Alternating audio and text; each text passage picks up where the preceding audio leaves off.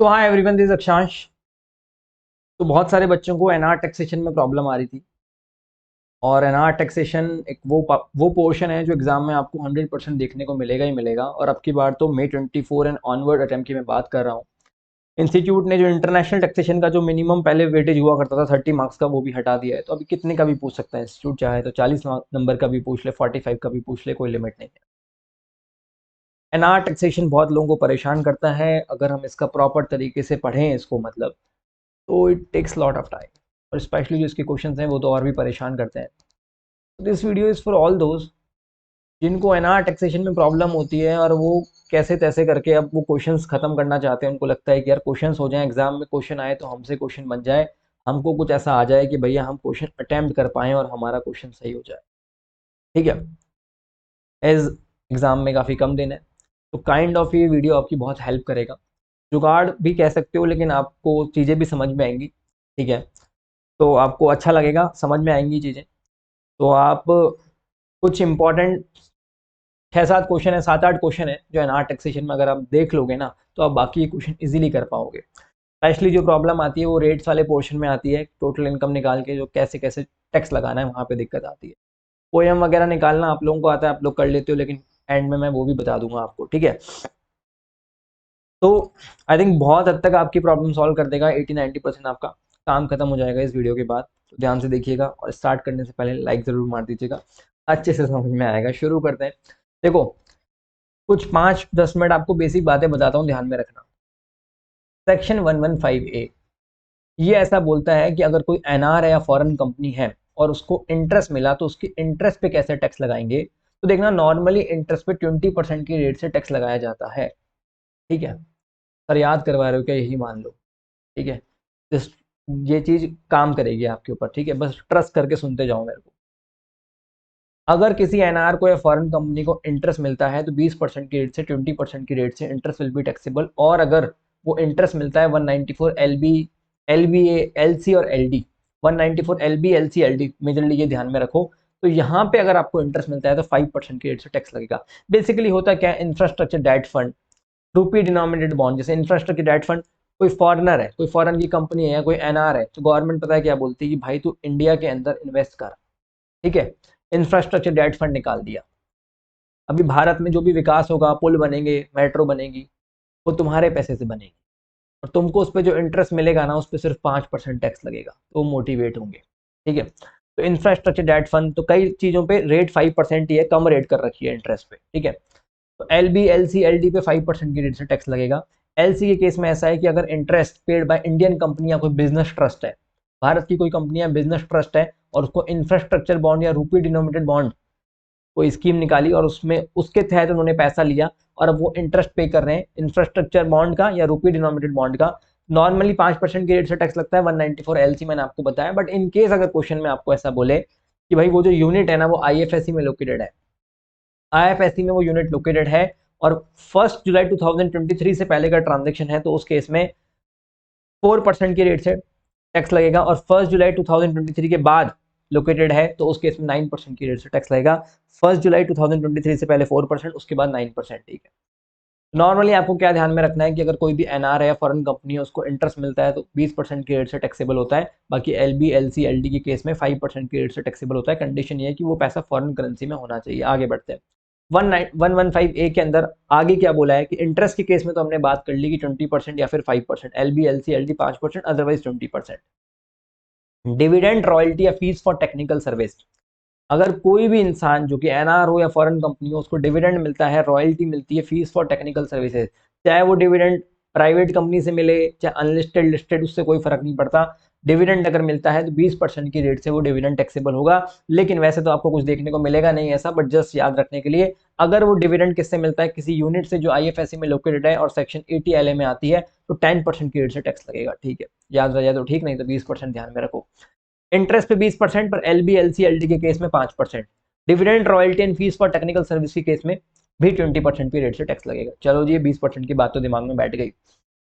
आगे देखो, अगर मान के चलो, आगे क्या दे रखा है, अगर कोई एनआर है या फॉरेन कंपनी है, उसका कोई इंडिया में फिक्स प्लेस ऑफ बिजनेस नहीं है, तो 115A की रेट लगेंगी वही 20% जो अपन ने देखा। 5% LB LC LD। बट अगर कोई NR या फॉरेन कंपनी है, उसका PE इंडिया के अंदर है, तो 44D अप्लाई होगा। अगर PE इंडिया के अंदर है ना, परमानेंट एस्टेब्लिशमेंट अगर उसका इंडिया के अंदर है, तो फॉरेन कंपनी के केस में 40% की रेट से टैक्स लगेगा और फॉरेन फर्म के केस में 30% की रेट से टैक्स लगेगा। अगला सवाल ये आता है कि जो कंसेशनल रेट थी इंटरेस्ट पे, जो 20% या 5% की रेट से टैक्स लगा, डिविडेंड, रॉयल्टी या फीस फॉर टेक्निकल सर्विस के केस में जो 20% की रेट से टैक्स लगा, क्या इस पे एक्सपेंस की डिडक्शन मिलेगी कि नहीं मिलेगी? तो आंसर इज नो, क्योंकि ये ऑलरेडी कंसेशनल रेट है, तो इसके केस में कोई भी एक्सपेंस अलाउ नहीं होगा। लेकिन अगर आपका PE इंडिया के अंदर है, तो 40% की रेट से जो टैक्स लगेगा, मेजरली क्वेश्चन में 40% लगता है फॉरेन कंपनी केस में, फॉरेन की कोई अगर फर्म हो तो ध्यान रखिएगा 30%, तो उस केस में आपको एक्सपेंस भी अलाउ हो जाएंगे, क्योंकि यहाँ पे कोई कंसेशनल रेट है ही नहीं। ठीक है, तो वैसे कोई डिडक्शन नहीं मिलता है 115A के अंदर, लेकिन यहाँ पे डिडक्शन मिल जाएगा, इतना आपको ध्यान रखना पड़ेगा। तो अभी तक हमने क्या देखा कि देखो, अगर कोई NR या फॉरेन कंपनी है, उसका PE इंडिया के अंदर नहीं है, तो 115A लगेगा, 20% की रेट से टैक्स लगता है। लेकिन 194 LB LC LD उस केस में 5% की रेट से टैक्स लगता है। ठीक है, ये आप लोगों के लिए उस स्थिति में बनाया जा रहा वीडियो है जब कुछ भी नहीं, तो ये आपका काम कर जाए, जब नर्वस हो रहे, एंग्जाइटी हो रही है, तो काम चलाऊ काम हो जाए, मतलब आपका वैसा है। और आई एश्योर यू, ये वीडियो मैंने लास्ट 1.5 साल पहले भी रिकॉर्ड किया था, मतलब उनके क्या टाइम के बच्चों के लिए, उस टाइम भी इसी वीडियो से, उस टाइम उस वीडियो में ट्रांसफर प्राइसिंग DTAA NR पूरा था, 25 नंबर का पेपर आया था। आई एश्योर यू, आप इस वीडियो को शांति से देखेंगे अंत तक, आपको पक्का एग्जाम में 1 से 2 क्वेश्चन आपको इससे देखने को मिलेंगे। NR में थोड़ी क्लैरिटी आएगी। ट्रांसफर प्राइसिंग का मेरा एक वीडियो है, जो कि आप यूट्यूब पे सर्च करेंगे तो आपको मिल जाएगा, प्रतीक जगाती सर के चैनल पे। ऑल्दो मैं वो 2 घंटे का है, उसमें मैंने पूरा डिटेल में समझाया है with each and every question, आपको वही एकदम सिंपलेस्ट वे में ट्रांसफर प्राइसिंग समझ में आ जाएगा, दिस आई एश्योर यू। फिर भी मैं एक वीडियो और लेके आ जाऊंगा जो कि थोड़ा सा छोटा रहेगा। आगे देखते हैं। तो 115A अभी अपन ने देख लिया, रेट कितनी लगेगी? 20%। Interest, royalty, fees for technical services, dividend. और इंटरेस्ट के केस में 194 LB LC LD। बार बार क्यों रिपीट कर रहा हूँ, अभी क्वेश्चंस में यही सब आने वाला है। ठीक है, अब आता है सेक्शन 115AD, ये किसके ऊपर एप्लीकेबल होगा? FII फॉरेन इंस्टीट्यूशनल इन्वेस्टर या फिर स्पेसिफाइड फंड के ऊपर ये एप्लीकेबल होगा। इस केस में रेट क्या लगेगी? अगर इंटरेस्ट मिल रहा है सिक्योरिटीज पे 20%, डिविडेंड 20%, वही कहानी, 20% dividend 20% interest. STG short term capital gain 111A वाला, तो उसके केस में 15%, long term capital gain 10%, 1 lakh के ऊपर। ठीक है, अप टू 1 लाख कोई कैपिटल गेन नहीं होगा, 1 लाख के ऊपर 10% की रेट से टैक्स लगेगा। इंटरेस्ट ऑन रूपी डिनोमिनेटेड बॉन्ड वही 5%, वहां पे भी देखा था अपने 5%, सेम सब कुछ वही की वही रेटें हैं। STCG 111 15%, normal STCG 30%, long term capital gain 10%। ठीक है, इनके अलावा कोई भी दूसरी इनकम हुई, जैसे कोई बिजनेस इनकम हुई, कुछ भी हुई, तो उसके केस में तो जो नॉर्मल फॉरेन कंपनी पे या NR पे जो टैक्स लगती है, फॉर एग्जांपल NR है तो स्लैब रेट लगाएंगे, बेसिक एग्जम्पशन वगैरह देंगे। फॉरेन कंपनी है तो 40% की रेट से टैक्स लगा देंगे। वो क्वेश्चन टू क्वेश्चन डिपेंड करता है, हम क्वेश्चन कर देंगे। एक पॉइंट और, 115AC बोलता है कि अगर आप बॉन्ड या GDR में पैसा लगाते हैं और फॉरेन करेंसी के अंदर वो परचेज किए जाते हैं, कोई भी NR वगैरह है, कोई भी फॉरेन कंपनी है, वो बॉन्ड या GDR परचेज करती है, बॉन्ड या GDR में पैसा लगाती है फॉरेन करेंसी के अंदर, तो उस केस में क्या होगा? इंटरेस्ट ऑब्लिक डिविडेंड पे 10% की रेट से टैक्स लगेगा। तो करक्ट क्या निकल के आता है? नॉर्मली इंटरेस्ट के केस में 20% टैक्स लगेगा, डिविडेंड के केस में 20% टैक्स लगेगा, royalty fees for technical service के केस में 20% की रेट से टैक्स लगेगा। ठीक है, 194 LB LC LD उस केस में 5% की रेट से टैक्स लगेगा। अगर मैं 115AD की बात करूं, AD किसके ऊपर एप्लीकेबल होता है? Financial institution specified fund. उसके केस में भी अगर रूपी डिनोमिनेटेड बॉन्ड है या गवर्नमेंट सिक्योरिटी से पैसा मिल रहा है, तो भी 5% की रेट से टैक्स लगेगा। लेकिन अगर 115AC की बात है, AC मतलब बॉन्ड या GDR, ठीक है, अगर इस ये भी याद नहीं रहता ना, AB AC AD जो भी याद नहीं रहता, तो नॉर्मली सोच लो, सुन लो, बॉन्ड या GDR का केस है, बॉन्ड या GDR का केस है, इंटरेस्ट या डिविडेंड पे 10% की रेट से टैक्स लगेगा। इतना हमने देखा। एक एग्जाम्पशन है जो भी जनरली क्वेश्चन में पूछी जाती है, काम में आती है, 115F की एग्जाम्पशन है। वो एग्जाम्पशन क्या बोलती है कि सपोज करो आपको लॉन्ग टर्म कैपिटल गेन हुआ और आपने उसी पैसे को अगले 6 महीने के अंदर किसी फॉरेन असेट के अंदर इन्वेस्ट कर दिया, तो आपको एग्जाम्पशन मिल जाएगी। कितनी एग्जाम्पशन मिलेगी? जितना आपको लॉन्ग टर्म कैपिटल गेन हुआ इनटू जितना आपने इन्वेस्टमेंट किया, तो जो नेट सेल कंसिडरेशन है वो आपको इन्वेस्ट करना पड़ेगा। ठीक है साहब, क्लियर है? वापस जब क्वेश्चन करेंगे तो वापस इन पे लेके आऊंगा। अभी क्वेश्चंस पे आ जाते हैं, जो कि मोस्ट इंपॉर्टेंट क्वेश्चंस हैं। 8-9 क्वेश्चंस हैं जो आपको देखने रहेंगे। सवाल ये आता है कि ये जो इंपॉर्टेंट क्वेश्चंस है कहाँ से मिलेंगे? आपने क्या करना है? आपने जाना है www.akgclasses.com पे जाना है। यहाँ पे आप जाएंगे तो फ्री रिसोर्स में जब आप जाएंगे, फ्री रिसोर्स के अंदर आपको DT/NR टैक्सेशन मिल जाएंगे, बाकी के भी फ्री रिसोर्स हैं IDT के, आपको DT/NR टैक्सेशन का इसमें मिल जाएगा फ्री रिसोर्स के अंदर, ठीक है। चलिए साहब, चलिए जी इन क्वेश्चंस पे अपन आ जाते हैं। पहले कौन सा क्वेश्चन करें? चलिए पहले ही क्वेश्चन से शुरू कर देते हैं, लेट्स स्टार्ट। ये क्वेश्चन May 19 में पूछा गया है, सारे वही क्वेश्चन उठाएं। वैसे तो एनआर के अंदर आप जिस भी फैकल्टी का क्वेश्चन बैंक रेफर करते हैं आप करिएगा, मेजरली जितने भी क्वेश्चन बैंक होंगे ना उनमें आपको यही क्वेश्चन हैं जो डिफिकल्ट मिलेंगे, बाकी क्वेश्चन तो लल्लू पंजू क्वेश्चन हैं जो मॉड्यूल में भी हैं, इजीली आप कर सकते हो, कोई दिक्कत ही नहीं। इसका पोएम बताओ, कितने परसेंट इंडिया में थे, कितने बाहर के थे, ठीक है, वो सब आप कर लोगे, वो भी मैं आपको एंड में बता दूंगा। एक थोड़ा सा इंपॉर्टेंट रहता है 915, 916 और 917, उस पर भी चर्चा कर लेंगे। क्वेश्चन नंबर 1 की तरफ मूव करते हैं। क्वेश्चन नंबर 1 क्या बोलता है? लॉन्ग टर्म कैपिटल गेन हुआ आपको on transfer of foreign exchange asset on 31 जुलाई 2023, आपको लॉन्ग टर्म कैपिटल गेन हुआ 6,50,000। एक बात ध्यान में रखना कि यहाँ पे आपको इंडेक्सेशन बेनिफिट नहीं मिलता है, एनआर के केस में आपको इंटरनेशनल इंडेक्सेशन बेनिफिट नहीं मिलता है, एलटीसीजी के केस में जो नॉर्मली अपन को कैपिटल गेन में मिलता है इंडेक्सेशन बेनिफिट, यहाँ पे आपको इंडेक्सेशन बेनिफिट नहीं मिलेगा। Long term capital gain 6,50,000 rupees हुआ, और एक खर्चा किया था इन्होंने कैपिटल असेट को ट्रांसफर करने के लिए 80,000 रुपीज का। तो मतलब नेट कितना गेन हुआ वो बताओ साहब। तो नेट आपको गेन हो गया 5,70,000 रुपीज का लॉन्ग टर्म कैपिटल गेन हो गया। क्वेश्चन में क्या दे रखा है कि सुमैत करके एक पर्सन है जो कि नॉन रेजिडेंट है, ठीक है जी, ठीक है साहब। आगे देखो, अभी नीचे क्या दे रखा है? Interest on deposit held with private limited company. एक बात ध्यान से सुनना मेरी बात, अगर आप इंटरेस्ट लेते हो किसी पब्लिक कंपनी से, गवर्नमेंट सिक्योरिटी से, तो आपको 20% की रेट से टैक्स देना पड़ेगा, ठीक है। बट अगर प्राइवेट लिमिटेड कंपनी है तो by default we are assuming कि इस पे नॉर्मल टैक्स रेट लगेगी, क्योंकि हम ये मानते हैं कि क्या पता इसका अमाउंट फॉरेन करेंसी के अंदर नहीं आया, तो बाय डिफॉल्ट हम इस पे, देखो ध्यान रखिएगा, प्राइवेट लिमिटेड कंपनी है तो इस पे हमको नॉर्मल टैक्स के प्रोविजन चलेंगे, इस पे कोई स्पेशल रेट का बेनिफिट नहीं मिलेगा, ठीक है। तो अभी अभी हम सबसे पहले टोटल इनकम निकालते हैं। तो सबसे पहले अपन ने देखा, देखो 5,70,000 रुपीज तो आपकी लॉन्ग टर्म कैपिटल गेन की इनकम हो गई। दूसरा देखो नीचे नीचे एक और पॉइंट दे रखा है कि आपने इन्वेस्टमेंट किया शेयर्स के अंदर 31 दिसंबर 2024 को, और आपने असेट कब बेची थी? 31 जुलाई 2023 को। तो 6 महीने के अंदर आपको इन्वेस्ट कर देना था, लेकिन आपने 6 महीने के अंदर इन्वेस्ट नहीं किया, 6 महीने से थोड़ा सा ज्यादा हो गया, तो उस केस के अंदर आपको 115F का बेनिफिट नहीं मिलेगा। ये चीज आपको लिख के दिखानी है, इसका भी 1 नंबर मिलता है। बच्चे जनरली इग्नोर कर देते हैं, लिखते नहीं है, क्योंकि उनको लग रहा है कि बेनिफिट डिडक्शन तो मिल नहीं रही, क्या ही लिखे, नंबर होता है 1, ठीक है। आगे देखो, आगे और कौन सी इनकम हुई? हमारी प्राइवेट लिमिटेड कंपनी से इनकम हुई, गवर्नमेंट सिक्योरिटी से इनकम हुई, और पब्लिक लिमिटेड कंपनी से इनकम हुई। ये तीनों इनकम हमारी हुई आगे जाके, ठीक है। और हमने क्या किया?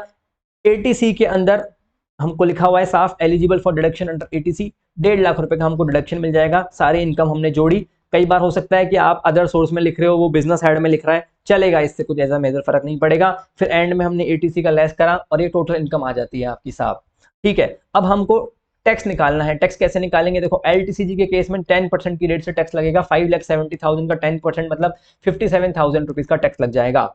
इंटरेस्ट ऑन गवर्नमेंट सिक्योरिटीज और पब्लिक लिमिटेड कंपनी में 20% की रेट से टैक्स लगेगा। इंटरेस्ट बताया ना आपको, 194 एलबी एलसी एलडी का होता तो 5% लगता नॉर्मल। बस ज्यादा रेट ध्यान में रखनी नहीं ना साहब, इतनी ही बुद्धि है हमारे अंदर, हमको याद नहीं रहता सर। अगर ये सब आप ढंग से कर पाओगे जो मैं वीडियो बता रहा हूँ, तो मैं आपको बता दूंगा कि थोड़ा सा और एडिशन क्या देखना रहेगा बस, ठीक है। तो इस केस में देखो, इन्वेस्टमेंट इनकम 3,55,000। सर जी कहां से आ गई ये 3,55,000? अरे ये देखो 95,000 और 2,60,000 का टोटल 3,55,000 है। इसको आप 20% की रेट से मल्टीप्लाई कर दो, ठीक है। एलटीसीजी पे 10% की रेट से टैक्स लगा दिया आपने, ठीक है। जो बच गई आपकी बैलेंस इनकम, उसमें आपने 1,50,000 का बेसिक एटीसी लेस किया, जो भी अमाउंट आया 5,90,000 उस पर स्लैब रेट लगाई। 5,90,000 पे स्लैब रेट लगाओगे, शुरू के 2.5 लाख पे नो टैक्स, बचे हुए 2.5 लाख पे 12,500, बचे हुए 90,000 पे 20% की रेट से टैक्स लगा दो, तो ये आ जाएगा आपका 30,500। हेल्थ एंड एजुकेशन सेस वगैरह ऐड किया आपने, टोटल टैक्स लायबिलिटी आपकी इतनी बनती है। इतना आपने टीडीएस ऑलरेडी जमा करा रखा है, इतना आपका रिफंड बनता है। क्या इस क्वेश्चन में कोई भी डाउट? हो सकता है थोड़ा सा हो, आगे बढ़ेंगे और क्लियर होगा। Just a minute.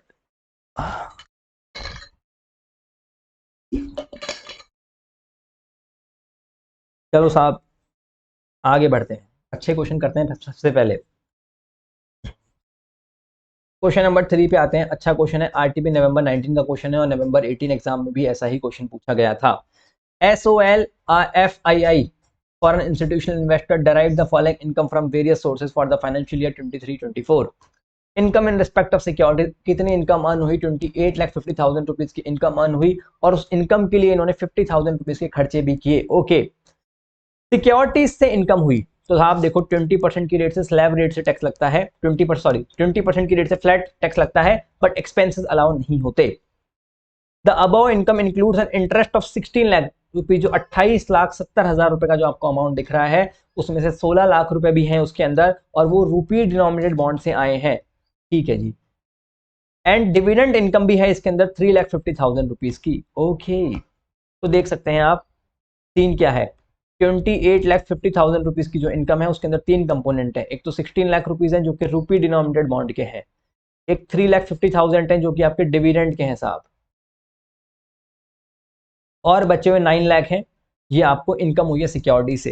तो देखो डिविडेंड और सिक्योरिटी से जो इनकम हुई है आपको, जो इंटरेस्ट मिला है, उसके केस में तो आपको 20% की रेट से टैक्स लगा दिया जाएगा। सिक्योरिटीज में पैसा लगाया, इंटरेस्ट मिला, 20% की रेट से टैक्स लग जाएगा और इसके केस में 5% की रेट से टैक्स लग जाएगा। यही तो सिखाया है अभी तक मैंने आपको। जो 2 पेज के नोट्स थे ना मेरे, एंड में उनकी फोटोज भी ले लीजिएगा, फोटो ले लीजिएगा, बस मोर देन सफिशिएंट रहेंगे आपके लिए।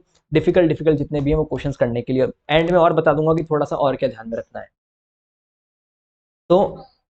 तो इस केस में सबसे पहले आप टोटल इनकम निकालो। टोटल इनकम हम निकालेंगे 28,50,000 रुपीज, पूरा डाल दो क्योंकि इसके अंदर ऑलरेडी तीनों कंपोनेंट इंक्लूडेड है। फिर उसके बाद लॉन्ग टर्म कैपिटल गेन हुआ। लॉन्ग टर्म कैपिटल गेन देखो 52 लाख रुपीज की आपने सेल प्रोसीड थी और असेट परचेज की थी बहुत पहले, इंडेक्सेशन बेनिफिट मिलता नहीं है, तो कितना हो गया 52 माइनस 28, तो ये आपका 24 लाख रुपीज का लॉन्ग टर्म कैपिटल गेन हो गया साहब। उसके बाद शॉर्ट टर्म कैपिटल गेन हुआ 2 कंपनियों से। एक कंपनी में एसटीटी पे किया हुआ है, मतलब 111A का बेनिफिट मिल जाएगा आपको, 15% की रेट का जो बेनिफिट है वो मिल जाएगा। तो 13,50,000 रुपीज आपका सेल प्रोसीड था, 5,50,000 रुपीज लेस कर दो तो आई थिंक 8 लाख रुपीज का आपको शॉर्ट टर्म कैपिटल गेन होता है 111A का। और ये 30% वाला जो है वो 9,95,000 माइनस 4,85,000। क्या है इन क्वेश्चन में? कुछ भी नहीं है, जैसे दिमाग में चढ़ा रखा है कि डिफिकल्ट है एनआर, और कुछ भी। सच बता रहा हूँ, बहुत इजी है। अगर आप 3 बार ये सब कर लेते हैं बहुत इजीली आपके नंबर आ सकते हैं, बिल्कुल इजी है। तो 52 लाख माइनस 28 लाख 24,000, 13,50,000 माइनस 5,50,000 8 लाख रुपए ये बनते हैं और यही आपका टोटल आपकी इनकम आ जाती है। ठीक है। When I used to study NR मेरे को भी डिफिकल्ट लगता था, 3 बार खुद से प्रैक्टिस करी, टाइम हमारे मॉड्यूल ही चलते थे, ऐसे फैकल्टीज की बुक नहीं चलती थी, अच्छे तरीके से इनको पढ़ के गया, easily I got 74 marks, easily बन गए डीटी में, कोई दिक्कत नहीं हुई। तो हमने बस ऐसा डर बना रखा है। ठीक है। अब आप देखो, ये तो हमने टोटल इनकम निकाल ली, अब टैक्स कैसे लगाना है देखो। 16 लाख रुपए पे 5% की रेट से बताया था ना, रूपी डिनोमिनेटेड बॉन्ड, या तो आपको डायरेक्टली 194 LB LC LD दे दे, या फिर ऐसा बोल दे rupee denominated bond infrastructure debt fund, ऐसा कुछ बोल दे तो 5%। ठीक है। तो 16 लाख रुपए 5% की रेट से टैक्स लगा दिया साहब, बचे हुए 9 लाख और 3,50,000। सर ये कहाँ से आया? अरे देखो ना, डिविडेंड था 3.5 लाख का और 9 लाख बचे हुआ इंटरेस्ट, तो उस पर 20% की रेट से टैक्स लगेगा। तो 12.5 लाख पे 20% की रेट से टैक्स लग गया। 2 बातें हो गई, 16 लाख पे 5%, बचे हुए 12.5 लाख पे 20% की रेट से टैक्स लगा देंगे। चलो नीचे आओ, 16 लाख पे 5%, बचे हुए 9 लाख पे 20% और 3.5 लाख पे 20%, इतना अपन ने देख लिया। लॉन्ग टर्म कैपिटल गेन हुआ अपन को 24 लाख का, उस पर 10% टैक्स लगा दिया। ठीक है साहब, 2,40,000 का। शॉर्ट टर्म कैपिटल गेन 2 तरह के हैं, 111, दोनों लगा दिया, 111A विदाउट 111A 15%, 30%, 4% ऐड किया, काम खत्म, टोटल लायबिलिटी आपकी निकल के आ जाती है। मेरे ख्याल से इस क्वेश्चन में भी कोई दिक्कत नहीं आई होगी। अगर आपको क्वेश्चन नंबर 2 और 3 थोड़ा थोड़ा भी दिमाग में बैठे तो एक बार लाइक मार दो। ठीक है, और कमेंट बॉक्स में बताना कि समझ में आ रहा है या नहीं आ रहा क्वेश्चन नंबर 2 और 3 यहाँ तक। आगे बढ़ते हैं, आगे कौन सा क्वेश्चन ले लेते हैं? चलो एक सबसे डिफिकल्ट क्वेश्चन कर लें। चलो ये क्वेश्चन आरटीपी में 22 का क्वेश्चन है, one of the difficult questions में आता है एनआर के, थोड़ा सा लोग कंफ्यूज भी रहते हैं। आइए इस पे चर्चा करते हैं। क्या बोलता है साहब? ट्रैक्स लिमिटेड करके क्वेश्चन है। ठीक है, एग्जाम में आने की उम्मीद है, ध्यान से सुनिएगा। ट्रैक्स लिमिटेड एक कंपनी है, इसका आंसर जो है वो कई फैकल्टीज ने गलत भी लिख रखा है, कई फैकल्टीज का कुछ और व्यू है, तो मैं आपको पूरा बता दूंगा। ट्रैक्स लिमिटेड एक कंपनी है जो कि कंट्री टी के अंदर इनकॉर्पोरेटेड है, has the following income, has the following income in India during the year.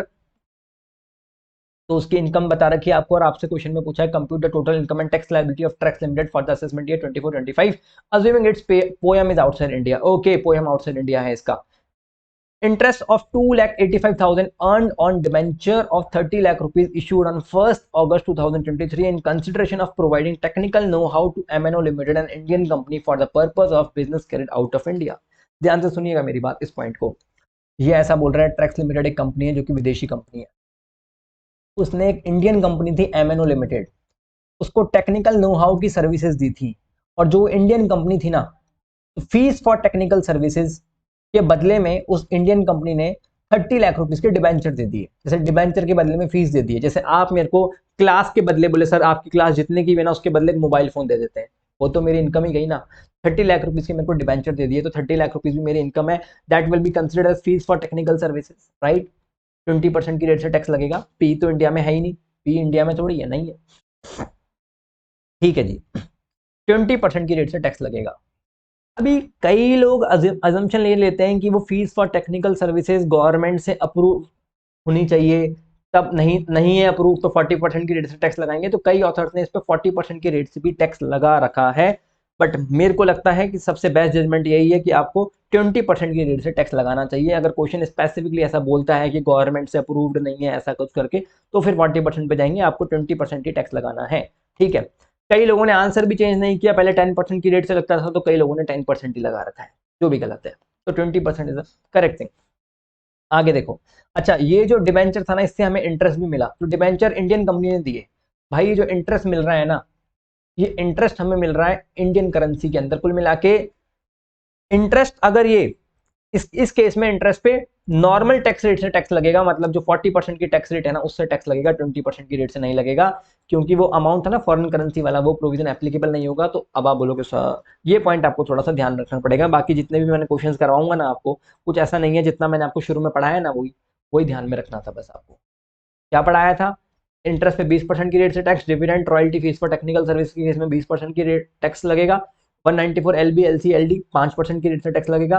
44 DA क्या बोलता है कि अगर आपका पी इंडिया के अंदर है तो 40% की रेट से लगेगा और एक्सपेंस भी अलाउ हो जाएंगे, नहीं है अगर पी तो नॉर्मल जो 20% की रेट से वो टैक्स लगेगा। 115 AC बॉन्ड या GDR के केस में इंटरेस्ट या जो डिविडेंड होगा उसके केस में 10% की रेट से टैक्स लगेगा, और 115 AD के केस में जो कि FII या स्पेसिफाइड फंड के ऊपर एप्लीकेबल होता है, वही इंटरेस्ट 20%। अगर स्पेसिफाइड सॉरी बॉन्ड क्या बोलते हैं, रूपी डिनोमिनेटेड बॉन्ड वाला केस है अगर आपका, या इंफ्रास्ट्रक्चर डेट फंड तो 5%, अदरवाइज STCG वगैरह आपको याद है। चलो, तो अब इस 2,85,000 देखो, 30 लाख रुपए की इनकम हुई फीस फॉर टेक्निकल सर्विस, इस पे तो 20% की रेट से टैक्स लगा दिया। 2,85,000 का जो इनकम हुआ ना आपका इंटरेस्ट का, उसके नॉर्मल टैक्स रेट लगेगी, ठीक है, नॉर्मल रेट से टैक्स लगेगा उसकी केस में। आगे बढ़ते हैं, 40% की रेट से टैक्स लगेगा, ठीक है, क्योंकि जो डेट है ये इंडियन करेंसी के अंदर इनकर्ड है, डिबेंचर इंडियन करेंसी के अंदर है। Dividend of 6,50,000 earned on GDR bond या GDR पे, याद करो 10% की रेट से टैक्स लगेगा, तो ये आपकी टोटल इनकम में तो ऐड हो ही जाएगी ना। जैसे टोटल इनकम में 30 लाख भी ऐड हो जाएगा, 2,85,000 भी ऐड हो जाएगा, ये 6,50,000 भी ऐड हो जाएगा। अब आप इसका हेड अदर सोर्स दिखा दोगे GDR की इनकम है, ठीक है।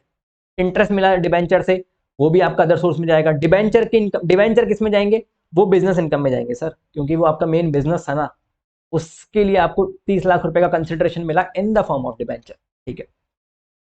आगे देखो, तो पहले अपन टोटल इनकम भी देख रहे हैं, साथ के साथ मैं आपको ये भी बता रहा हूँ कि किस रेट से टैक्स लगेगा।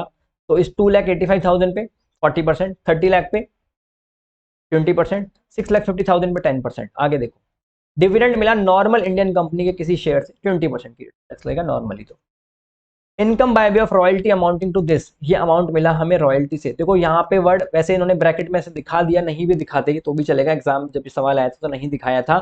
तीन ऐसा है कि आपको रॉयल्टी का पैसा मिला इतना, रिसीव्ड, देखो रिसीव्ड वर्ड लिखा हुआ है, दो शब्द होते हैं, income from royalty earned, earned मतलब इतनी कमाई, रिसीव मतलब इतना मिला, तो जो मिला वो TDS काट के तो मिला होगा, तो 20% टैक्स लगता है ना, royalty fees for technical services, 20% tax, 4% cess, 20 का 4% 0.8, तो 20.8% की रेट से TDS काटा होगा, तो आपको ग्रॉस अप करना पड़ेगा। तो यहाँ पे जो रिसीव्ड वर्ड है वो आपको ध्यान देना पड़ेगा। 12,56,470 ये आपको पैसा मिला, तो इसको अब आप ग्रॉस टोटल जो अपनी टोटल इनकम में डाल रहे हो ना, तो ग्रॉस अप करके डालो आप इसको, तो टोटल इनकम में आपने इसको ग्रॉस अप करके डालना पड़ेगा, ठीक है। इनकम हुई है आपकी, इस पे टैक्स कौन सी रेट से लगेगा? 20%। ग्रॉस अप करके डाल दो, फिर नीचे जब आप टैक्स निकालोगे ना तो 20% की रेट से टैक्स निकाल देना। बिजनेस इनकम हुई आपकी, बिजनेस इनकम बिजनेस साइड में डाल दो और इस पे 40% की रेट से टैक्स दे दो, कंपनी है, ठीक है। NR होता कोई पर्सन होता तो फिर स्लैब रेट का बेनिफिट देते, फ्लैट 40% की रेट से टैक्स लग जाएगा। लॉन्ग टर्म कैपिटल गेन हुआ 1,32,000 रुपीज का without indexation benefit, with indexation benefit. अगर इंडेक्सेशन बेनिफिट, इंडेक्सेशन के प्रोविजन लगाए तो 1,32,000, विदाउट इंडेक्सेशन 2,32,000। तो हमारा तो विदाउट इंडेक्सेशन है, तो इट विल कम 2,32,000 ओनली। पहले इंस्टीट्यूट ने जब भी पहली बार क्वेश्चन निकाला था तो आंसर में कुछ गड़बड़ कर रखी थी इंस्टीट्यूट ने। यहाँ पे तो टोटल इनकम में तो इंस्टीट्यूट 1,32,000 कर रहा था, लेकिन जब टैक्स लायबिलिटी निकाल रहे थे तो वहां पे 2,32,000 कर रहा था। पता नहीं क्यों कर रहा था ऐसा, बट आपको क्या करके आना है, आपको 2,32,000 ही करके आना है। शायद इंस्टीट्यूट ने भी रेक्टिफाई कर दिया, और फ्यूचर में कभी ऐसा क्वेश्चन आएगा तो इंस्टीट्यूट भी यही करेगा। लॉजिकल अप्रोच है। तो टोटल इनकम में आपने क्या क्या डाल दिया, इंटरेस्ट डाल दिया, डिबेंचर के 30 लाख रुपए डाल दिए, डिविडेंड डाल दिया 6,50,000 का, ये डिविडेंड मिला 15,50 का, ये डाल दिया, रॉयल्टी का जो पैसा मिला उसको ग्रॉस अप करके डाल दिया आपने, बिजनेस इनकम 8,50,000 की हुई वो डाल दिया, और लॉन्ग टर्म कैपिटल गेन हुआ 2,32,000 रुपीज का वो डाल दिया। टोटल इनकम निकाल ली साहब, ठीक है। अभी टैक्स लगाते हैं, कैसे कैसे लगेगा। देखो इस डिबेंचर पे 30 लाख का जो डिबेंचर है उस पर 20% की रेट से टैक्स लगेगा, fees for technical services, right, ठीक है। जीडीआर 6,50,000 पे 10% की रेट से टैक्स लगेगा, जो नॉर्मल डिविडेंड मिला है उस पर 20% की रेट से टैक्स लगेगा। रॉयल्टी जो ग्रॉस अप किया आपने उस पर 20% की रेट से टैक्स देना पड़ेगा। लॉन्ग टर्म कैपिटल गेन पे 10% की रेट से टैक्स देना पड़ेगा 2,32,000 रुपीज के ऊपर। अब जो ये बिजनेस इनकम हुई और जो इंटरेस्ट इनकम हुई आपकी, उस केस में फ्लैट 40% की रेट से टैक्स देना पड़ेगा। तो बिजनेस इनकम की रेट पे 40%, fees for technical service 20%, royalty पे ग्रॉस अप करके 20%, लॉन्ग टर्म कैपिटल गेन पे 10%, इंटरेस्ट ऑन डिवेंचर पे 40%, जीडीआर पे 10%, डिविडेंड जो मिला और डिविडेंड नॉर्मली जो मिला उस पर 20%, और ये जोड़ दिया। ये one of the difficult question था, पूरी एनआर का one of the difficult question था। मेरे ख्याल से समझ में आया होगा, आपको आया तो प्लीज बताइए। इसलिए पूछ रहा हूँ क्योंकि मैं जानना चाहता हूँ कि थोड़ा मैं जो पढ़ा रहा हूँ थोड़ा बहुत बैठ रहा है कि नहीं बैठ रहा, सो दैट मैं आगे की वीडियो उसी तरीके से प्लान कर पाऊँ। और ट्रांसफर प्राइसिंग भी जरूर देखिएगा, वैसे तो मैं डाल दूंगा, पर वो वीडियो अपने आप में परफेक्ट है। आप अपना 2 घंटे का भी नहीं होगा, शायद 2 घंटे का होगा, अपने आप 2 घंटा दे दोगे ना तो आप रिग्रेट नहीं करोगे, आपके 8 से 10 नंबर अश्योर हो जाएंगे। चलिए अगला क्वेश्चन कर लेते हैं। This is also one of the most amazing question अगर मैं कहूँ, अर्नोल्ड लिमिटेड वाला। इसके अंदर थोड़े से अलग प्रोविजन भी आते हैं, वो भी मैं आपको साथ में समझा दूंगा। पूरा फोकस रखेंगे तभी समझ में आएगा, इधर उधर डिस्ट्रैक्ट नहीं होना है, ठीक है। क्या बोलता है ये क्वेश्चन, देखिए। Arnold limited incorporated in UK has a PE in India, India में पीई है उसका, ठीक है, पीई इंडिया के अंदर, okay okay. The net profit of the branch as per the statement of P&L account was 83 lakh rupees. Net profit है 83 lakh rupees का। 83 lakh rupees के अंदर क्या क्या इंक्लूड है, डिविडेंड फ्रॉम इंडियन कंपनी। जो भी लोग हाई स्पीड में देख रहे हैं थोड़ी स्पीड आप कम कर लो इस क्वेश्चन, ठीक है। तो देखो 83 लाख रुपीज का प्रॉफिट है, पी इंडिया के अंदर है, और डिविडेंड मिला इंडियन कंपनी से 8 लाख रुपीज का, जो 83 लाख में इंक्लूडेड है। डिविडेंड मिला इंडियन कंपनी से जो कि अनलिस्टेड है, तो 4 लाख रुपीज का प्रॉफिट भी इसमें इंक्लूडेड है। Interest receive from MMS of Mumbai, interest मिला 7 लाख रुपए का, वो भी इस 83 लाख रुपीज में इंक्लूडेड है। और ये जो इंटरेस्ट मिला है ना, ये सेक्शन 194 एलसी एप्लीकेबल है, मतलब ये 5% वाला इंटरेस्ट है, ठीक है। डिविडेंड पे 20% की रेट से इंटरेस्ट टैक्स लगता है, आपको पता है, चाहे लिस्टेड से मिले चाहे अनलिस्टेड से मिले कोई फर्क नहीं पड़ता। 194 एलसी में 5% की रेट से टैक्स लगता है। और जो फीस फॉर टेक्निकल सर्विसेज मिली, भाई देखो पी इंडिया के अंदर है तो इस पर 40% की रेट से टैक्स लगता है, और अगर 40% की रेट से टैक्स लगेगा तो जो एक्सपेंस आपने किया वो भी अलाउ हो जाएगा। तो 25 लाख रुपीज का अमाउंट मिला, लेकिन उसमें से 6 लाख रुपए का हमने एक्सपेंस कर दिया, तो ये 6 लाख रुपए भी अलाउ हो जाएंगे, ठीक है। और उस पर 40% की रेट से टैक्स लगेगा। अभी देखो क्वेश्चन में आपसे क्या बोला है, क्वेश्चन में आपको ये बोला है कि आपको 115 जेबी के प्रोविजन भी लगाने पड़ेंगे, मतलब मैट के प्रोविजन भी एप्लीकेबल होंगे। और जब मैट के प्रोविजन एप्लीकेबल होंगे तो इसका मतलब आपको देखना पड़ेगा मैट के प्रोविजन या नॉर्मल प्रोविजन, दोनों में से जो भी हायर होगा ना उस पर टैक्स लगेगा। मैट या नॉर्मल प्रोविजन दोनों में से जो भी हायर होगा उससे टैक्स लगाया जाएगा, ठीक है। अब समझना मेरी बात। अभी हम मैट के हिसाब से अमाउंट निकालते हैं कि कितने अमाउंट के ऊपर मैट का जो 15% है वो हमको करना पड़ेगा। तो मैट के हिसाब से आपका बुक प्रॉफिट क्या होगा हमको वो निकालना पड़ेगा। बुक प्रॉफिट पे 15% की रेट से टैक्स लगाओ, ठीक है। समझना ध्यान से, बिल्कुल ध्यान से सुनना। मैट के हिसाब से अभी हम बुक प्रॉफिट निकाल रहे हैं। साफ साफ लिखा हुआ है कि 83 लाख रुपीज का प्रॉफिट है, ठीक है। और उसके अंदर ये आइटम्स इंक्लूडेड है, 8 लाख, 4 लाख, 7 लाख, 25 लाख, ये सब इंक्लूडेड है। अब देखो यार, डिविडेंड पे रेट है 20%, इंटरेस्ट पे रेट है 5%, फीस फॉर टेक्निकल सर्विसेज पे रेट है 40%।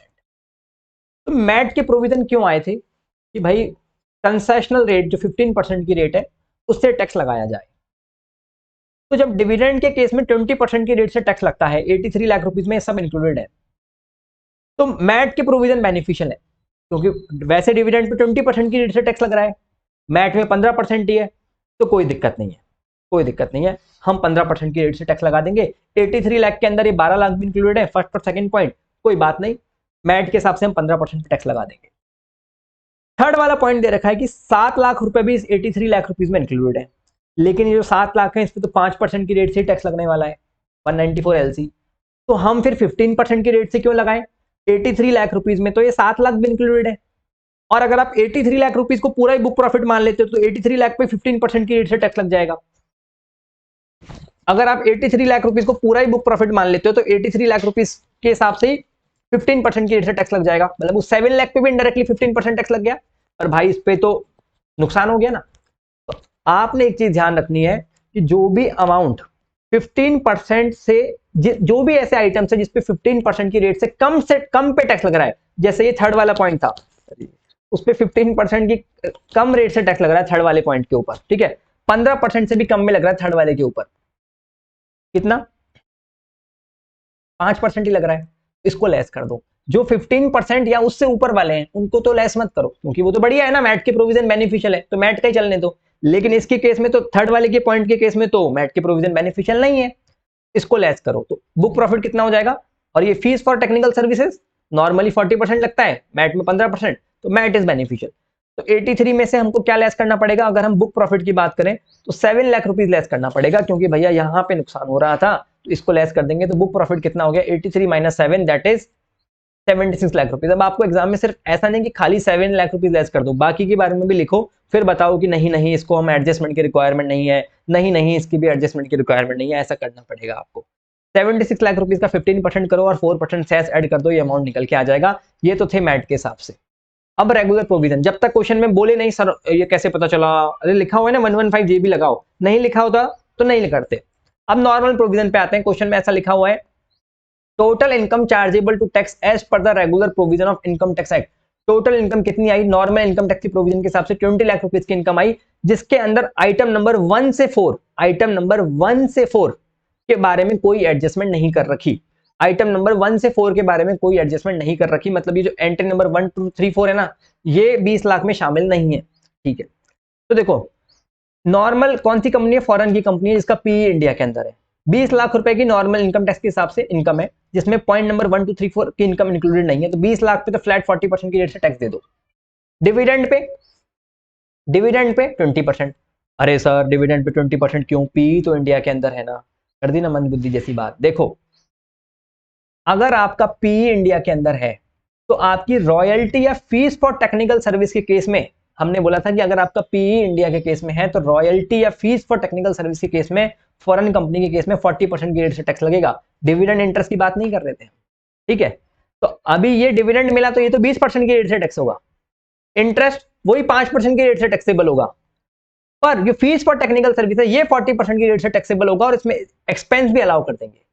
तो जो नॉर्मल इनकम है 20 लाख की वो भी 40%, डिविडेंड 20%, 194 LC 5%, वो जो 44 DA के प्रोविजन है वो रॉयल्टी और फीस फॉर टेक्निकल सर्विसेज पे लग रहे हैं। बहुत बारीक बारीक सी बातें हैं।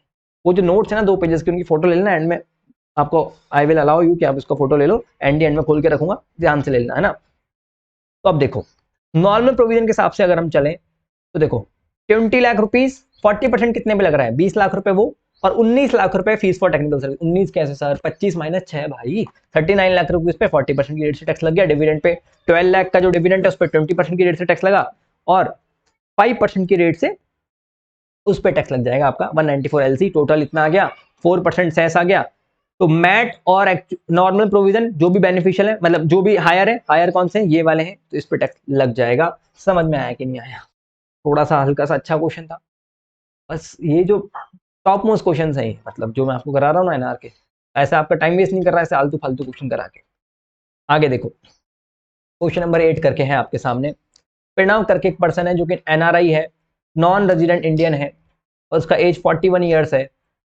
उनका लॉस हुआ हाउस प्रॉपर्टी में से 2.5 लाख रुपीज का। बिजनेस इनकम है उनकी 7,50,000 रुपीज की। शायद आपको याद है, नहीं, I don't know, house property अच्छे से नहीं पढ़ते हो आप लोग, लेकिन हाउस प्रॉपर्टी का 2 लाख रुपए तक का लॉस आप सेट ऑफ कर सकते हो। सर बचा हुआ लॉस 50,000 का कैरी फॉरवर्ड करो, तो 7,50,000 रुपीज आपकी बिजनेस इनकम है, जिसमें से 2 लाख रुपए का आप लॉस सेट ऑफ कर सकते हो। सर पता ही नहीं था, कोई बात नहीं, 2 बार क्वेश्चन को देखना है, शीट को, बस कुछ भी नहीं करना हुआ, शीट को डाउनलोड करो, 2 बार देख लेने का, ठीक है। इंटरेस्ट ऑन डिबेंचर, इंटरेस्ट मिला आपको, टोटल इनकम में ऐड हो जाएगा। टैक्स कौन सी रेट से लगेगा? 20% की रेट से टैक्स लगेगा। Interest on loan taken for purchase of about debenture, ठीक है साहब। तो हमने ना जो डिबेंचर पे जो इंटरेस्ट मिला ना हमको, ठीक है, जो हमने डिबेंचर खरीदने के लिए हमने लोन भी लिया था, तो देखो कोई भी एक्सपेंस अलाउ नहीं होता, भले ही आपको डिबेंचर पे जो इंटरेस्ट मिला हो उसके कारण कोई दूसरा एक्सपेंस हो रहा हो तो कोई अलाउ नहीं होगा वो आपका, ठीक है। Brokerage on sale of debenture, debenture बेचे उस पे ब्रोकरेज, क्या बोलते हैं, उस पे ब्रोकरेज दिया, तो हाँ भाई ये ब्रोकरेज आपको, देखो लॉन्ग टर्म कैपिटल गेन जब हम निकालेंगे तो जो ट्रांसफर एक्सपेंसेस होते हैं वो तो अलाउ करते ही हैं कि भाई इस असेट को बेचने के लिए आपका ये खर्चा हुआ, तो ब्रोकरेज, अभी देखो आप समझना मेरी बात, 8 लाख रुपए में आपने क्या किया, डिबेंचर बेचे, साफ साफ लिखा हुआ है 8 लाख रुपए में, खरीदा कितने में था, 5 लाख, और बेचने पे एक्सपेंस कितने किए, 12,000 के, तो 8 माइनस 12, मतलब 8 लाख रुपए में बेचा, 12 लाख के एक्सपेंस 788, और 5 लाख लेस कर दिया 288, ठीक है। इंटरेस्ट जो मिला 1,50,000 रुपीज का मिला, और जो एक्सपेंस हुआ इंटरेस्ट का वो अलाउ नहीं करेंगे। डिबेंचर पे जो हमने, डिबेंचर के कारण जो इंटरेस्ट देना पड़ा, ठीक है, डिबेंचर पे इंटरेस्ट मिला वो तो इनकम हो गई, पर डिबेंचर के कारण इंटरेस्ट देना भी पड़ा तो वो एक्सपेंस अलाउ नहीं होगा, क्योंकि कंसेशनल रेट है, 20% की रेट से टैक्स दे लगा रहे हैं। तो देखो लॉन्ग टर्म कैपिटल गेन पे 10% लगाया, डिबेंचर पे 20% लगाया, और जो बची हुई इनकम है उस पर हमने स्लैब रेट लगाया, क्योंकि ये कोई पर्सन है, कोई कंपनी नहीं है, इंडिविजुअल है, मिस्टर प्रणव। सिंपल सी बात है, आसान सा क्वेश्चन, ठीक है, ये क्वेश्चन भी हो गया हमारा। आगे बढ़ते हैं, क्वेश्चन नंबर 7 भी हमारा हो गया है, क्वेश्चन नंबर 6 भी हमारा हो गया है। क्वेश्चन नंबर 5 पे आते हैं, जो कि मे 22 एग्जाम में आपको देखने को मिला। क्वेश्चन नंबर 5 क्या बोलता है, ब्लैक एंड ब्राउन एक कंपनी है जो कि कंट्री एक्स के अंदर इनकॉर्पोरेट हुई थी, उन्होंने अपॉइंट किया लाल सिंह को, लाल सिंह इंडिया में एजेंट है, ठीक है, और ये आपको आइटम्स दे रखे हैं, और आगे बता रखा है आपको, BNB does not have a permanent establishment और a fix place of business in India, कोई पी नहीं है इंडिया के अंदर, ठीक है। BNB earn the following income from the India during the year, तो ये इनकम अर्न की उन्होंने इंडिया के अंदर, देखो income from delivery of goods by mister Lal Singh, तो ये जो फॉरेन की कंपनी है ना, इन्होंने 2 करोड़ रुपए की इनकम कमाई अपने एजेंट के कारण, ठीक है। Fees for technical services, India में कोई पी नहीं है, तो 55 लाख रुपीज इनको मिले, 6 लाख रुपए का एक्सपेंस डिडक्ट करने के बाद, तो टैक्स 55 पे लगेगा या 61 लाख पे, 61 लाख पे, क्योंकि भाई 55 लाख रुपीज 6 लाख लेस करने के बाद है, तो 61 लाख रुपीज पे आपको 20% की रेट से टैक्स देना पड़ेगा, क्योंकि पी इंडिया के अंदर नहीं है, ठीक है। लॉन्ग टर्म कैपिटल गेन हुआ आपको 14 लाख रुपीज का, उस पर 10% टैक्स देना पड़ेगा, और BNB has paid a sum equal to 50 lakh rupees, अपने कंट्री के अंदर इन्होंने 50 लाख का टैक्स दिया था। तो बेसिकली इनकम कितनी हुई इनकी, 3 इनकम हुई, एक तो 2 करोड़ की इनकम हुई, एक 61 लाख की इनकम हुई फीस फॉर टेक्निकल सर्विस की, और एक 14 लाख की इनकम हुई, तो 2 crore plus 61 plus 14 it will come to 2 crore 75 lakh rupees की भाई की इनकम हुई है। 2 करोड़ रुपए पे तो 40% की रेट से टैक्स लगाना पड़ेगा, आप नॉर्मल टैक्स रेट, फॉरेन की कंपनी है। 61 लाख रुपीज पे आपको 20% की रेट से टैक्स लगाना पड़ेगा, और 14 लाख पे आपको 10% की रेट से टैक्स लगाना पड़ेगा। देखो टोटल इनकम हो गई आपकी 275, कैपिटल गेन पे 10% rate, fees for technical service पे 20% रेट, और बाकी की जो इनकम है उस पर नॉर्मल 40% रेट। अभी इनकम 1 करोड़ से ज्यादा है तो 2% का सरचार्ज लगा देने का। कितना ही, क्या ही था बताओ इस क्वेश्चन में, फालतू डर रहे थे तुम लोग, मन में बना रखा है सिर्फ। इन क्वेश्चन को 2 बार रिवाइज करोगे, जो भी डिफिकल्ट क्वेश्चन आएंगे वो इस लेवल से ऊपर नहीं जाएंगे, और इन केस बहुत ही एक्सट्रीम क्वेश्चन आ गया तो पूरे इंडिया के लिए नया है, तुम्हारे लिए क्या है फिर, तो you don't need to worry about that thing, ठीक है। आगे बढ़ते हैं, क्वेश्चन नंबर 3 हमने कर लिया, क्वेश्चन नंबर 2 देख लेते हैं, आ जाइए। स्टाइल INC एक क्वेश्चन है जो कि फॉरेन इंस्टीट्यूशनल इन्वेस्टर है, ठीक है, उम्मीद से देखो भैया, इंटरेस्ट के साथ, interest receive on investment in rupee denominated bond, कितना लगेगा टैक्स, सर जी 5%, याद आ रहा है ना सब, अभी मेरे बताने से पहले आ रहा है ना। टोटल इनकम में तो ऐड कर ही देंगे, टोटल इनकम तो हम निकाल ही देंगे, टोटल इनकम में तो 8,50,000 ऐड हो जाएगा, डिविडेंड का 6,20,000 ऐड हो जाएगा, इंटरेस्ट ऑन सिक्योरिटीज 17,32,000 ऐड हो जाएगा। टैक्स किस रेट से लगेगा, रुपी डिनोमिनेटेड बॉन्ड पे 5%, डिविडेंड जो मिला 20%, interest on securities expense less नहीं होगा, 20% की रेट से टैक्स लगा देंगे। आगे देखो, long term capital gain 47 minus 32, 15 lakh पे 10% की रेट से टैक्स लगा देंगे। Short term capital gain STT पे किया है तो 1240 माइनस 780, 15% की रेट से टैक्स लगा देंगे। टोटल इनकम तो जोड़ ही देंगे अपन, और इस पे 30% की रेट से टैक्स लगा देंगे। साहब बताओ क्या ही दिक्कत थी इस क्वेश्चन में, बताओ। 5% लगाया रुपी डिनोमिनेटेड बॉन्ड पे, बाकी 20%, security dividend pay, long term capital gain 10%, short term पे 15%, और short term capital gain without triple बने वाला 30%, 4% ये ऐड कर दिया। बताओ कोई दिक्कत है तो? समझ में आ रहा है तो जरूर कमेंट बॉक्स में बताइएगा। क्वेश्चन नंबर 1 हमने देखा, ठीक है। अभी आप आईसीआई का लेट्स सपोज ये क्वेश्चन उठा लेते हैं अपन। स्टाइल आईएनसी वाला तो क्वेश्चन अपन ने कर ही लिया। एक इंस्टीट्यूट का एक पोएम वाला भी क्वेश्चन होता है। देखो पोएम के क्वेश्चन भी कई बार इंस्टीट्यूट पूछ लेता है, वैसे तो आसान है, आप लोगों को पता होगा, लेकिन मैं बता देता हूँ। पोएम की 4 देखो, वो होता है ना एबीओआई टेस्ट, हमें देखना पड़ता है कि भाई अगर majority of the board meetings India के बाहर हो रही हैं और ये चारों कंडीशन अगर आप सेटिस्फाई कर रहे हो, एक्टिव बिजनेस आउटसाइड इंडिया वाला, तो आपका पोएम आउटसाइड इंडिया माना जाता है। चारों कंडीशन में से पहली कंडीशन पता है क्या थी? देखो इस कंडीशन, सर जी क्यों करा रहे हो, आता है, लेकिन इसमें आप लोग कुछ गलती करते हो तो इसलिए बता रहा हूं। देखो पहली कंडीशन है कि the passive income should not be more than 50% of total income. Passive income total income के 50% से ज्यादा नहीं होनी चाहिए। ओके। दूसरी कंडीशन ये होती है कि टोटल इंडिया में जितनी एसेट है ना, तो वो टोटल एसेट से 50% से ज्यादा नहीं होनी चाहिए। इंडिया के अंदर इंडिया की एसेट 50% से कम होनी चाहिए। तीसरा, इंडिया में जितने नंबर ऑफ एम्प्लॉयज हैं वो टोटल नंबर ऑफ एम्प्लॉयज से कम होने चाहिए। और इंडिया के एम्प्लॉयज को आप जो पेरोल एक्सपेंस कर रहे हो ना, वो टोटल पेरोल एक्सपेंसेस के 50% से कम होने चाहिए। ये चारों कंडीशन अगर आप सेटिस्फाई कर दोगे, कौन सी? अगर आपकी जो पैसिव इनकम है वो 50% से कम होनी चाहिए। पर यहां पे पैसिव इनकम में इंडिया शब्द नहीं लिखा हुआ, ये ध्यान रखना। बाकी जितने भी है ना कि टोटल असेट में से इंडिया में असेट 50% से कम होनी चाहिए, टोटल एम्प्लॉइज में इंडिया के अंदर एम्प्लॉइज 50% से कम होने चाहिए, टोटल पेरोल एक्सपेंसेस में इंडिया के अंदर पेरोल एक्सपेंसेस 50% से कम होने चाहिए। लेकिन पैसिव इनकम में इंडिया वर्ड नहीं है, ये आपको ध्यान में रखना है, ठीक है। पैसिव इनकम आपको पूरे वर्ल्ड की एक साथ देखनी है। सर कैसे? देखो पहली बात तो पैसिव इनकम होती क्या है? जो भी बिजनेस के अलावा दूसरी इनकम होती है, जैसे रॉयल्टी, इंटरेस्ट, डिविडेंड, ये सब पैसिव इनकम में आता है, ठीक है। और क्या क्या आता है और भी दिखाता हूं आपको। देखो जैसे क्वेश्चन में आपको दे रखा है, पहले असेट पे आते हैं। टोटल फिक्स असेट इंडिया में 120 की थी, सिंगापुर में 80 करोड़ की थी। इंटेंजिबल असेट, असेट मतलब सब कुछ, इंटेंजिबल हो चाहे टेंजिबल हो, सब आ गया। तो टोटल असेट देखो इंडिया में कितनी है? 120 प्लस 50 प्लस 40 मतलब 210 की, 210 करोड़ की असेट है इंडिया में। और पूरे वर्ल्ड में कितने की है? तो देखो 120 प्लस 80, 50 प्लस 200 प्लस 40 प्लस 120, है ना, कुल मिला के इंडिया की असेट हो गई 210 की। अब पूरे वर्ल्ड की तो मेरे ख्याल से 600 से भी ऊपर जा रही है ये। मतलब इंडिया में असेट कितना है? 50% से कम है, ठीक है जी। दूसरा पैसिव इनकम में आते हैं। देखो इनकम फ्रॉम ट्रेडिंग ऑपरेशन, कितनी इनकम हुई ट्रेडिंग ऑपरेशन से? 25 करोड़ इंडिया में, 50 करोड़ सिंगापुर में। इसके अंदर इन्होंने क्या बोल रखा है? इस 25 और 50 के अंदर income from transaction where purchases from associate enterprises and sales to unrelated party. देखो पैसिव इनकम के अंदर क्या आता है? इंटरेस्ट, डिविडेंड, ये तो आता ही है। उसके अलावा कोई भी ऐसी इनकम जिसके अंदर आपने both purchase and sale associate enterprises से करी हो, तो वो भी पैसिव इनकम में आती है। पॉइंट नंबर 1 और 2 के अंदर आपने परचेज या सेल दोनों एसोसिएट एंटरप्राइजेस से नहीं करी, या तो परचेज करी या सेल करी है, वो नहीं आएगा। पॉइंट नंबर 3 के अंदर आपने परचेज और सेल दोनों एसोसिएट एंटरप्राइजेस से करी है, तो इसका मतलब ये 15 लाख की इनकम है, पैसिव इनकम हो गई आपकी। इसके केस में आपको ऐसा नहीं देखना इंडिया का कितना है, सिंगापुर का कितना है, नहीं।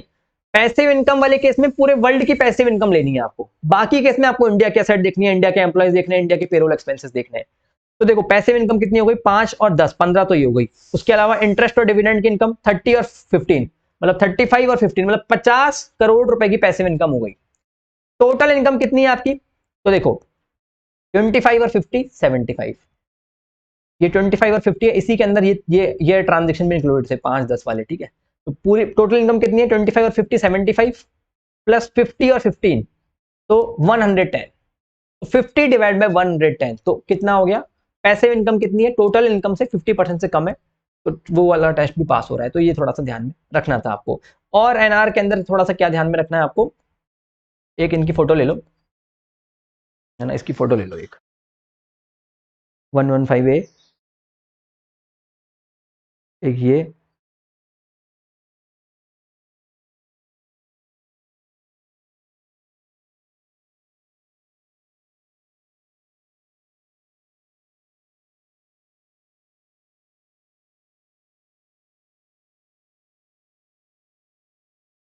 ठीक है।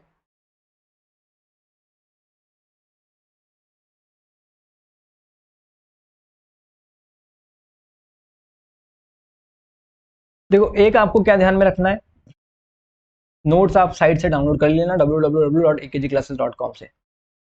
हो सकता है मोबाइल के अंदर प्रॉब्लम आए, नहीं आएगी, हो जाएगा।